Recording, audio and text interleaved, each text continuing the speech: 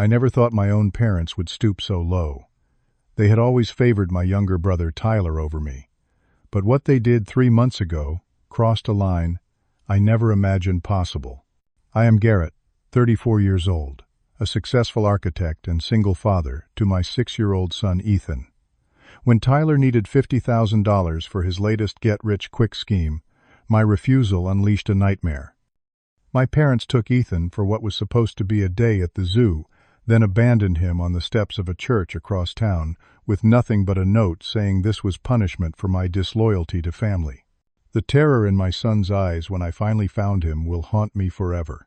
Before I share how a judge finally delivered justice, drop a comment telling me where you are watching from, and hit subscribe if you have ever had to protect your child from toxic family members. Growing up in the suburbs of Minneapolis, I learned early that my place in the family hierarchy was secondary. Our modest 2-story house on Maple Street held countless memories of birthdays where Tyler received gaming consoles, while I got practical items like socks, family photos where my parents flanked Tyler while I stood awkwardly to the side, and dinner conversations, dominated by praise for Tyler's mediocre achievements, while my academic honors received passing mention. Tyler has such natural talent. My mother Judith would gush when he brought home a C+ art project, while my straight-A report cards earned only a distracted, "Good job, Garrett." My father Richard, a bank manager with slick-back hair and perpetual frown lines, had mapped out our futures early. Tyler would take over his position at the bank while I would find my own way. Tyler needs more guidance, he would explain when questions arose about the disparity in their attention. You have always been so independent. That independence was not by choice but necessity. I worked part-time jobs throughout high school to save for college, knowing my parents were channeling their resources toward Tyler's future.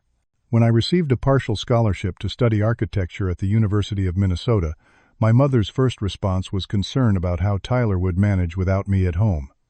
"He has always looked up to you," she said, though evidence of this admiration was non-existent. Through determination and student loans, I completed my degree and secured a position at Davidson & Associates, a respected architecture firm. Over 8 years, I worked my way up to senior architect designing commercial buildings throughout the Midwest. My personal life took an unexpected turn when I met Laura during a project in Chicago. Our whirlwind romance resulted in marriage after just 6 months. When Laura discovered she was pregnant a year later, we were overjoyed. However, our relationship began deteriorating during her pregnancy as fundamental differences in life goals emerged. By the time Ethan was born, we were sleeping in separate bedrooms. Laura left when Ethan was 8 months old, moving to California to pursue a career in entertainment marketing. Her involvement in Ethan's life dwindled to occasional video calls and birthday gifts. The divorce was finalized when Ethan was 2, granting me full custody with Laura paying minimal child support that often arrived late. Raising Ethan alone while building my career tested every ounce of my resilience. I arranged my schedule to maximize time with him, finding a townhouse near a well-rated elementary school and hiring Mrs. Patterson, a retired teacher, for after-school care. Ethan grew into a bright, compassionate boy, with my brown hair and Laura's inquisitive blue eyes. His dinosaur obsession filled our home with plastic figurines and prehistoric facts that he shared with endearing enthusiasm. Throughout these challenges, support from my parents remained conspicuously absent.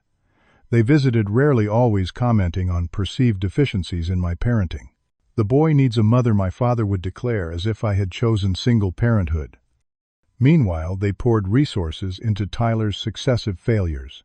After dropping out of 3 different college programs, Tyler launched a series of doomed ventures: a food truck that failed health inspections, an online dropshipping business that resulted in customer complaints, and a sports memorabilia shop that closed within 6 months.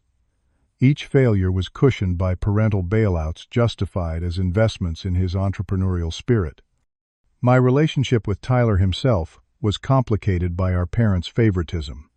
3 years younger than me, he had grown accustomed to having his messes cleaned up. His charming smile and easy promises mollified our parents when ventures collapsed.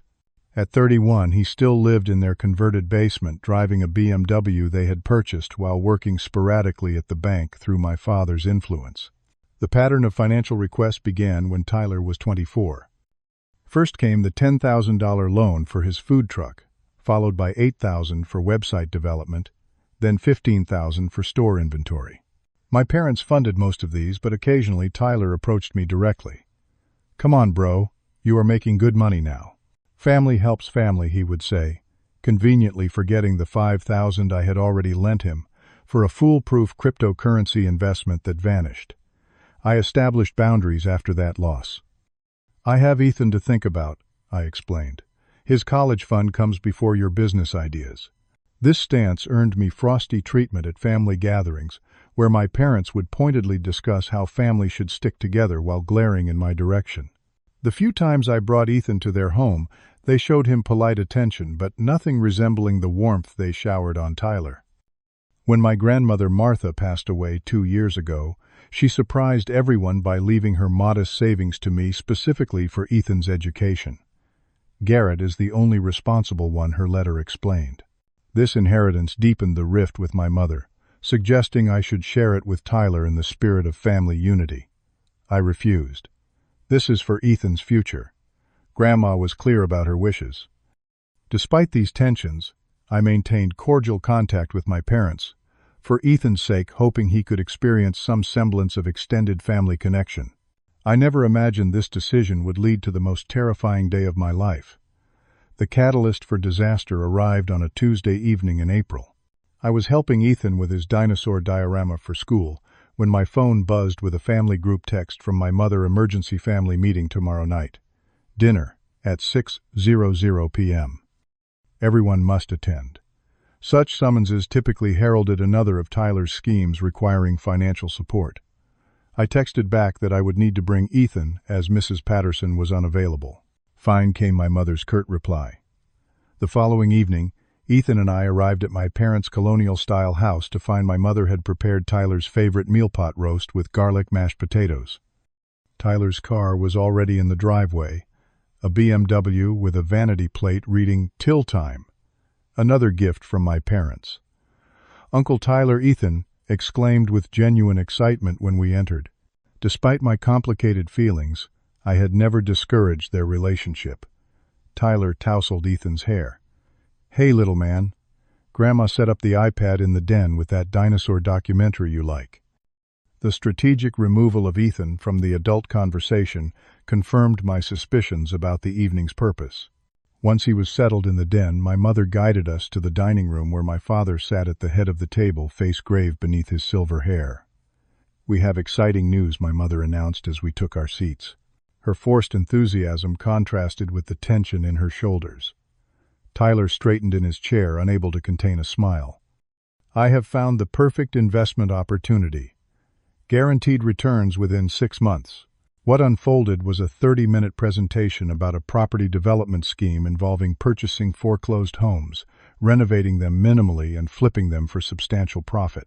Tyler had created an actual PowerPoint presentation with optimistic projections that ignored market realities and renovation costs. "I need $100,000 to secure the first 3 properties," he concluded. "Dad and Mom are putting in $50,000, and we need you to match that, Garrett." The expectation in the room was palpable. My mother's eyes shone with anticipation, while my father nodded as if the matter were already settled. Tyler looked at me with the confidence of someone who had never been denied. "I do not have $50,000 available," I stated calmly. "Most of my assets are tied up in Ethan's college fund and our home equity." "But you have Grandma's money," Tyler countered. "That was meant for family anyway. That money is specifically for Ethan's education. It is not available for business ventures." My father's face darkened. "This attitude is exactly why your grandmother should have divided that money equally. Family resources should benefit all family members." "Tyler is on the verge of real success," my mother added. "This opportunity will not wait.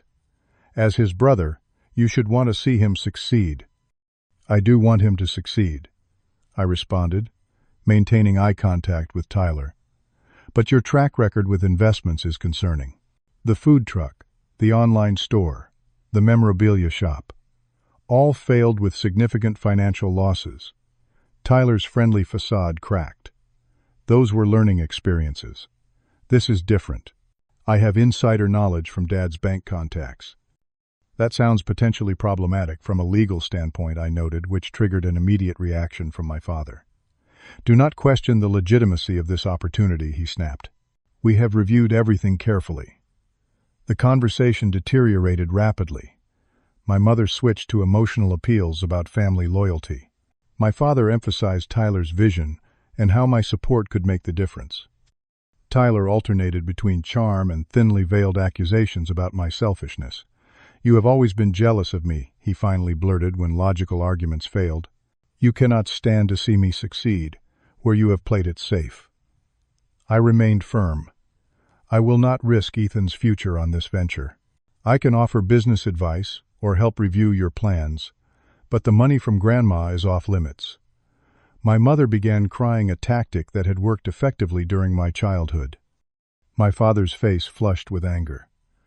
After everything we have done for you, he said, voice dangerously quiet.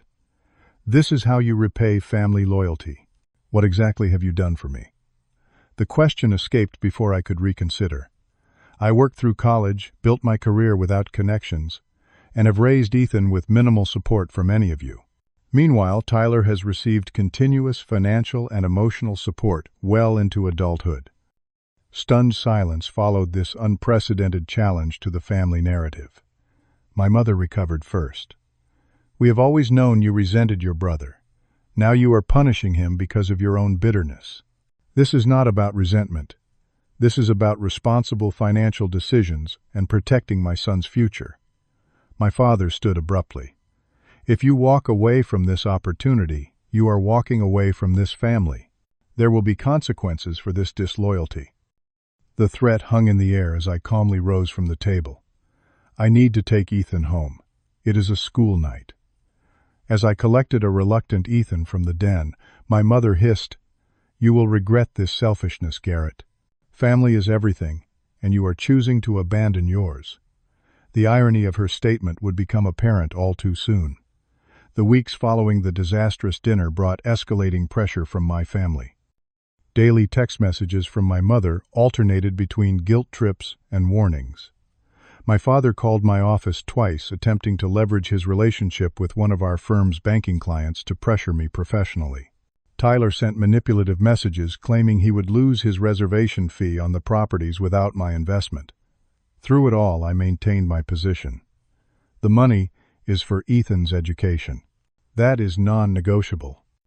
Unexpectedly, my mother shifted tactics in early May, reaching out with a seemingly conciliatory message. We miss Ethan. Let us take him for a day this weekend to the Minnesota Zoo. Tyler will be busy with property viewing, so it will just be grandparent time. After consulting with Ethan, who expressed enthusiasm about seeing the new dinosaur exhibit, I cautiously agreed. Though relations were strained, I believe my parents would never let their resentment affect their treatment of a 6-year-old child. This miscalculation haunts me still. That Saturday morning, my parents arrived at 8:30 to collect Ethan, who bounced excitedly with his dinosaur backpack. My mother's smile seemed forced, but I attributed this to our ongoing tension. We will have him back by dinner time, my father promised. Around 6. I kissed Ethan goodbye, reminding him to stay with his grandparents at all times. Have fun, buddy. I love you. Love you too, Dad, he called as they led him to their silver Lexus. The quiet day at home provided welcome opportunity to catch up on work projects. As 5 o'clock approached, I texted my mother for an update. No response. By 6:15, with no word and no answer to my calls, concern transformed into alarm. By 7, I was frantically calling every contact who might know their whereabouts. By 8, I reported Ethan missing to the police. Officer Kendall arrived, promptly documenting details about Ethan, my parents, and their vehicle. Most missing children are found with family members, she assured me. We will put out an alert for their car. At 9:12 p.m., my phone rang with an unknown number. A woman's voice identified herself as Sister Margaret from Grace Lutheran Church across town. Mr. Wilson, we have found a young boy who says his name is Ethan. He was left on our steps during evening service. He is safe, but quite upset. The 15-minute drive to the church was the longest of my life. I found Ethan inside the church office wrapped in a blanket, eyes red from crying. When he saw me, he launched himself into my arms with a sob that broke something inside me. "They left me, Daddy," he whispered. "Grandma said I should wait for you to find me." Sister Margaret handed me a sealed envelope found with Ethan. The child had been there about an hour before a parishioner noticed him. "We were about to call police when he gave us your number." Inside the church restroom with Ethan safely in sight, I opened the letter with trembling hands. "Garrett, this is a lesson about family abandonment. You abandoned your brother in his time of need, so now you know how it feels to search for someone who should be there. Perhaps now you will reconsider your selfish decision. Ethan was perfectly safe at a church. Call us when you are ready to support family properly. Mom and Dad." Rage, unlike anything I had ever experienced, surged through me. They had used my 6-year-old son, their own grandson, as a pawn in their manipulation. The police officer who responded to the church documented everything, including the letter, and urged me to take Ethan to the emergency room for evaluation.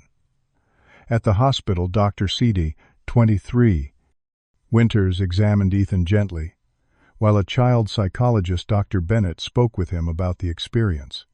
"He shows signs of acute stress response," Dr. Bennett explained afterward. "He was alone for approximately 3 hours in an unfamiliar location. His grandparents told him it was a game, but he became frightened when they did not return." The doctor's clinical description could not capture the betrayal reflected in my son's eyes, the way he clung to me in the hospital bed, or how he whimpered in his sleep that night.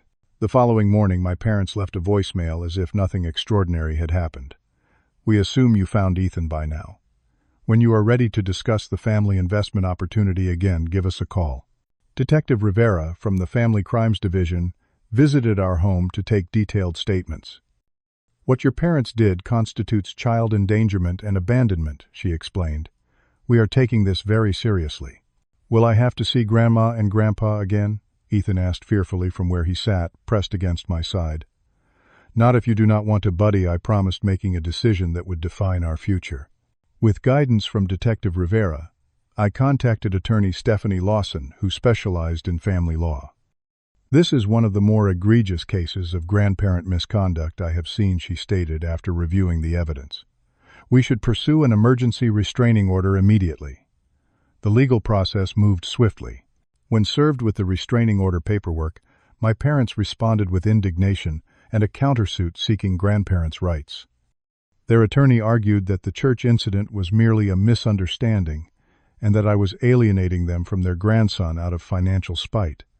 Friends rallied around us during those difficult weeks. My colleague Michael covered several of my projects when I needed time for court appearances.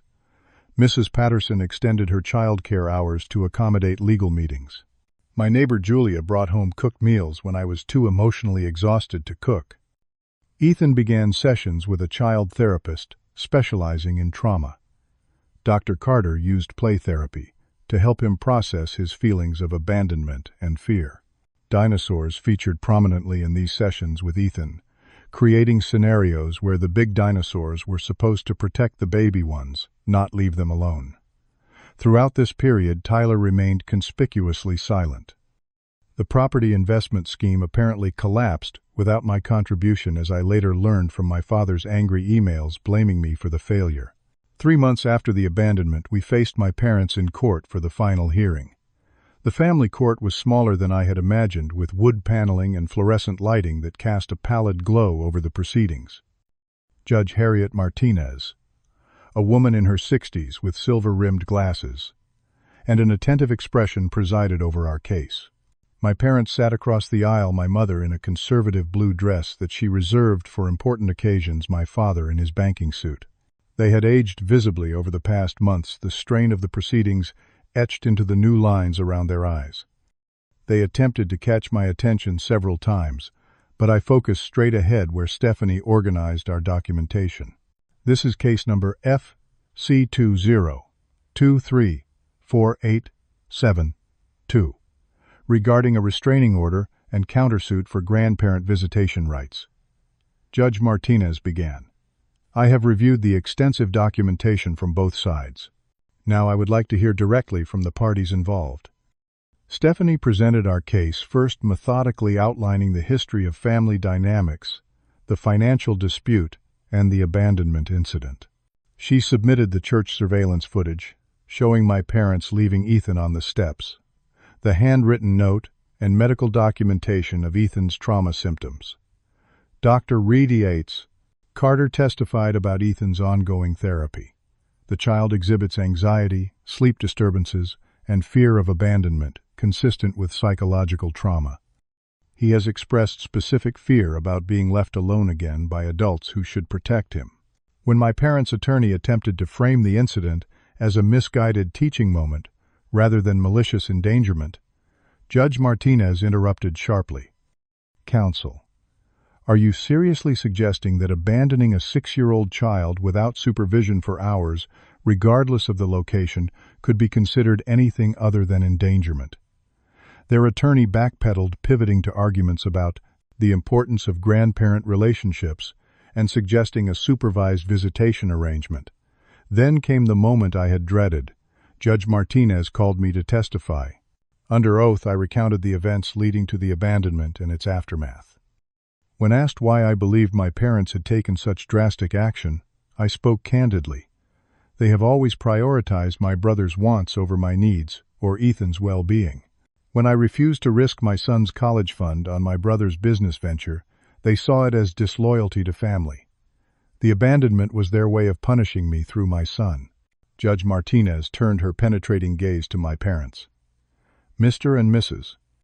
Wilson, did you leave your grandson alone at a church to teach your adult son a lesson about financial support for his brother?" My father cleared his throat. "Your Honor, we never intended harm. We simply wanted Garrett to understand the importance of family loyalty.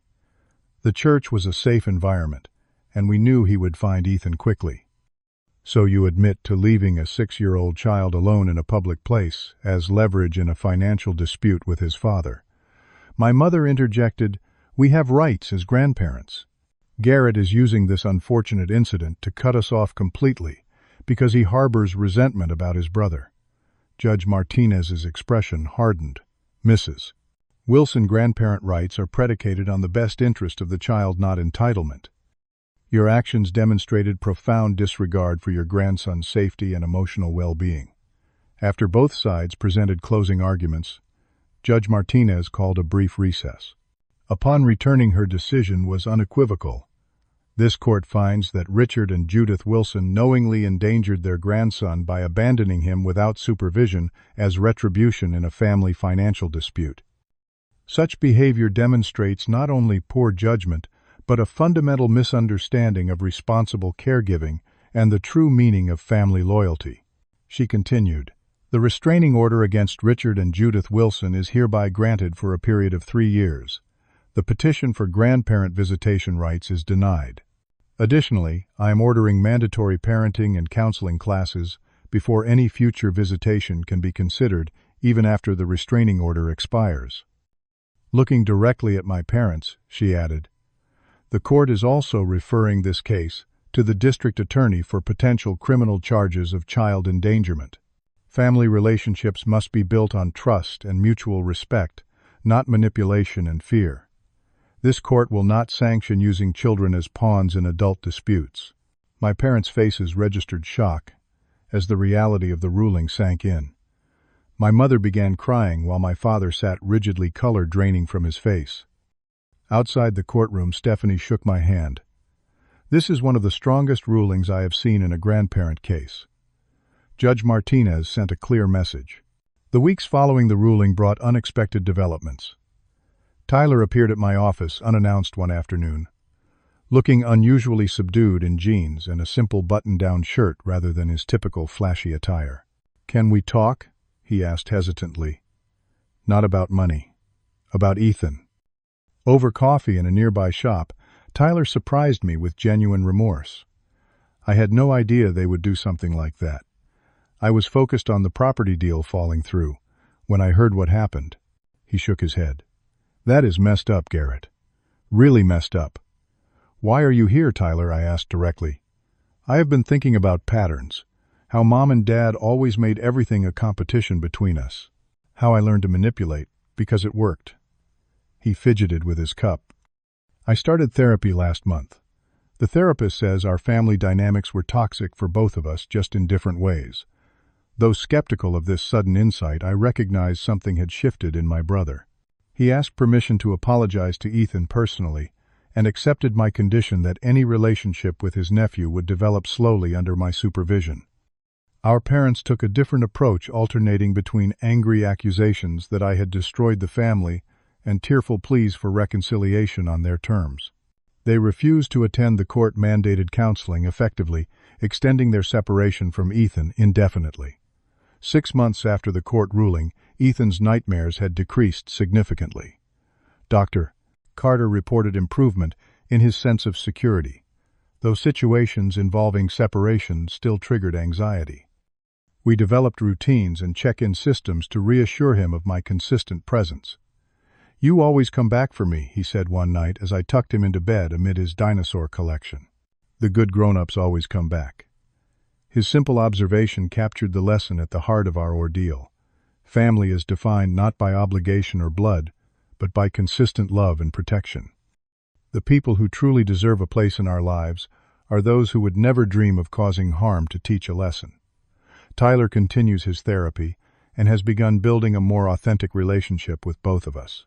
He recently secured legitimate employment with a real estate office, without family connections, and has moved into his own apartment. Our relationship remains cautious, but has moments of the connection we might have had without our parents' interference. As for my parents, their refusal to acknowledge the harm they caused has made reconciliation impossible for now. Perhaps someday they will recognize that true family loyalty is not about financial support or unquestioning obedience, but about protecting each other's well-being, especially the most vulnerable among us. The family we have created now extends beyond blood relations to include people who have demonstrated true care. Mrs. Patterson, who brings books for Ethan's growing library. Michael and his wife, who include us in holiday celebrations. Julia next door, who teaches Ethan about her vegetable garden. These connections, built on respect and kindness, rather than obligation, form the foundation of our security. Have you ever had to create boundaries with family to protect yourself or your children? What helped you stand firm when faced with manipulation or guilt? Share your experience in the comments below. And if this story resonated with you, please like, subscribe, and share it with others who might need encouragement to protect their boundaries. Your support means everything as I continue sharing these difficult life lessons. Remember, sometimes the healthiest family is the one you choose and build intentionally. Thank you for listening, and may you find the strength to create safe spaces for those who depend on you.